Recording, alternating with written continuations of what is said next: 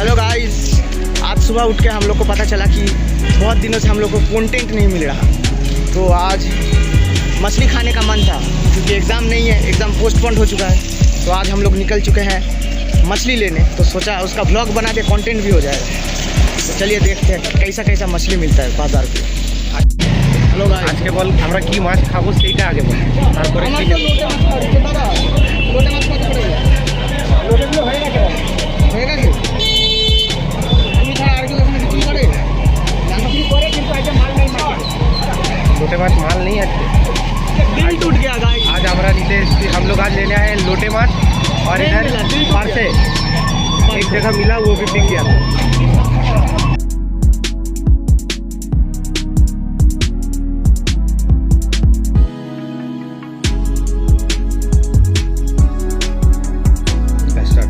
Guide আমরা আজকে চলে এসেছি পার্সে মাছ নিয়ে। আজকে আমাদের রেসিপি হবে সরষে পোস্ত পাস্তা, সরষে পোস্ত পাস্তা। ঠিক আছে, তো আমরা একটু সাফ করে নেবো, তারপরে আবার अब होगी इसकी सफाई। आधा साफ करके लाए हैं और बाकी आधा खुद को करना होता है, खुद के संतुष्टि के लिए।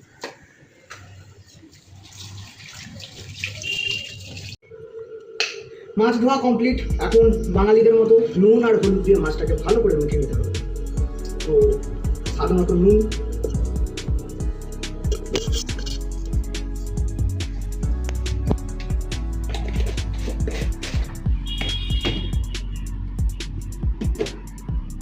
আর একটু পরিমাণ মতো হলুদ।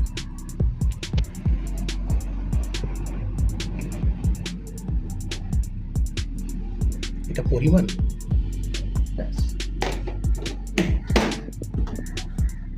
এখন এটাকে ভালো করে মাখিয়ে নেবো আমরা।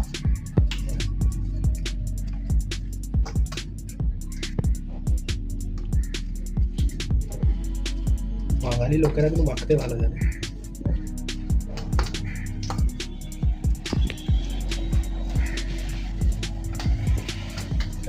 জামার মতো হলুদ হলুদ মেখে থাকে।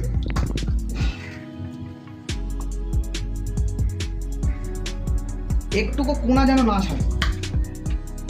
एक कोना भी नहीं छूटना चाहिए। To make it more spicy and more चटपटा। स्पाइस এখন এটা থাকবে। গাইস, এখন যে মাছগুলো আমরা ম্যারিনেট করে রেখেছিলাম এটাকে ভাজবো, কিন্তু তার আগে যেটা সবথেকে বেশি জরুরি সেটা হচ্ছে কড়াটাকে ভালোভাবে গরম করে, তেলটাকে ভালো করে গরম করা। কেন? যাতে মাছগুলো না সেঁটে যায়। এখন আমরা এই তেল দেবো ভালো করে। আমরা তো মেডিকেল কলেজে পড়ি, তাই আমরা ভালো তেল মারতে জানি। শিখতে হয়েছে, নইলে তেল না মারলে নাম্বার পাওয়া যায় না। এখানে স্বাদ পাওয়া যায় না আর কলেজে নাম্বার পাওয়া যায় না। সুন্দর করে তেল নেব। যে খুন্তি তোমরা ইউজ করবে চেষ্টা করবে তাতে যেন না জল লেগে থাকে। যদি জল লেগে থাকে ফোসকা তো পড়বে একটা সুন্দর করে। প্রেমে ফোসকা পড়ুক না পড়ুক, তেল পড়লে ফোসকা পড়বে। এবার তেলটা ভালো করে কড়ায় মাখাবো, প্রতিটা ইঞ্চি তেলের যেন কড়াই লেগে থাকে। এখন তেলটা গরম হওয়ার জন্য অপেক্ষা করবো। তো গাইস, তেলটা গরম হয়ে গেছে, এখন মাছ ছাড়ার পালা। সুন্দর একটা মাছ। তো গাইস, মাছ ভাজা ইজ কমপ্লিট। দেখতে পাচ্ছ একটা দাগ, চল চাটা চামড়া কিচ্ছু ওঠেনি। মাছ ভাজার জন্য হাত চাই, মাছ ভাজাতে একটা আর্ট। হাতটা দেখি, সবাই এটা পারে। ঠিক আছে, এরপরে আমরা কিছু স্পাইসেস বানিয়ে রেখেছি, সেগুলোকে আমরা কাটবো। যেমন টমেটো, কিছু কাঁচা লঙ্কা, একটু আদা কুচি। এটা পরে আমরা ইউজ করবো, এটা সর্ষে পোস্ত বাটা। এবার এটাতে কিছু ইয়ে করার জন্য আমরা এটাতে দেবো একটু গোটা জিরো।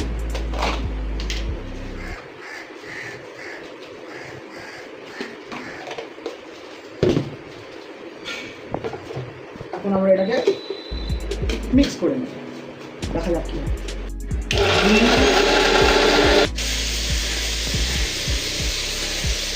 এই গেল মশলা তেলে।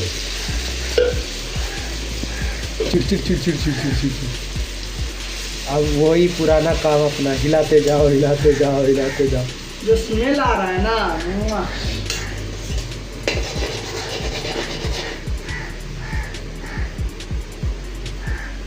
अभी हम लोग थोड़ा वेट करेंगे मसाला भूनने तक, इसको अच्छे से भूनेंगे।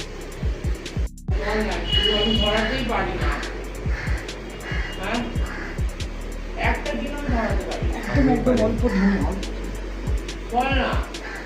আমিও পারি না। मसाला थोड़ा कम मात्रा में यूज कीजिए गाइस, वरना बर्निंग सेंसेशन ड्यूरिंग स्टीम हो जाएगा।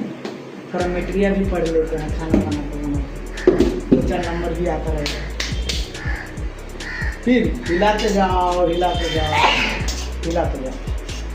इसको तब तक फ्राई करेंगे जब तक तेल इसमें से बाहर ना आए।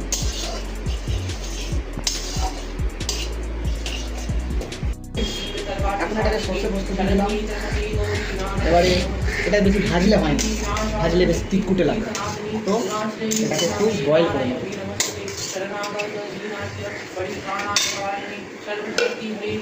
টি-শার্টের কালারও হলুদ, রান্নার কালারও হলুদ। আর যখন বের হবে তখন হলুদ বের হবে। তাই দেখ একটা কথা, আমাদের ক্লাসে একটা ছেলে আছে, তার নাম শুভ মন্ডল। তাকে সে নাকি মাছ বানাতে খুব ভালো লাগে, তো তাকে সবসময় বলি যে ভাই মাছ খাও মাছ খাও, সে তো মাছ বানালো না, আজকে আমি মাছ বানিয়ে নিলাম। আর ভাই তোকে বলছি ভাই দেখে শিখে নে, বানিয়ে খাও, ঠিক আছে? তো এদিকে আমাদের রান্না চলছে, ঠিক আছে। এবার আমাদের ঘরের একটু সেট আপ দেখো, আমাদের পুজো করে খুব সুন্দর। এবার গণেশ চতুর্থী, আমাদের পাপ লাগবে মাছ খাচ্ছি। তো আমাদের এখানে বোর্ডে ক্যারাম বোর্ড সাজানো স্ট্যান্ডের উপরে, সব ব্যবস্থা করে রাখা আছে। এখান থেকে এ আমার কিচেন, এই হচ্ছে রান্না।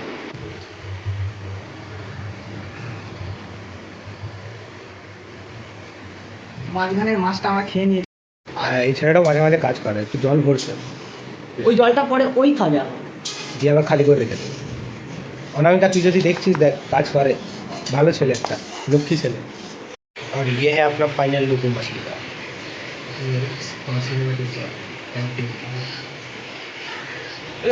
चल रहा है अपना चावल, और ये कुछ नया बनाने वाला है, इसके पता नहीं रहा है, लेकिन तो तैयारी चल रही है अभी। ये आलू निकला, आलू आलू इस आलू को बॉईल किया जाएगा, बस हम छोड़ देंगे। ओके। का है इस पर डालेंगे दूसरा आलू, पता नहीं किन लोग का आलू जा रहा है इस पर। आलू वो ये इतना बड़ा सॉलिड का जो कि फट चुका है, सेलुलाइटिस इन आलू। नहीं, इस पे हुआ है एक्यूट प्रोलिफरेटिव ग्लोमेरुलोनेफ्राइटिस, जिस पे B-cells कैप्सूल फट के बाहर आ जाता है। ये है इसके का सीक्रेट रेसिपी। ये रेसिपी मैं दिखा नहीं सकता, जिसको भी बात जानना है वो कमेंट करके इसके से नंबर ले ले। तो गाइस ये है वो special recipe only for veggies, इस पे कोई आमिष चीज नहीं। चलो लेके चलो, भूख लगा। ठुमक ठुमक एक बार ठुमक ठुमक कर।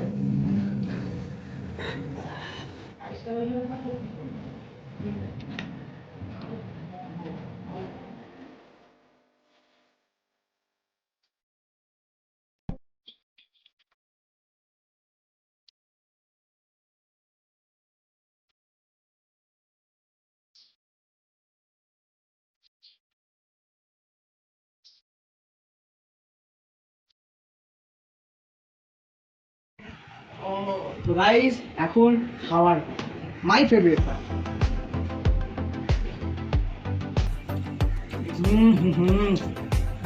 জান্নাত টু মাছ খেয়ে দেখো।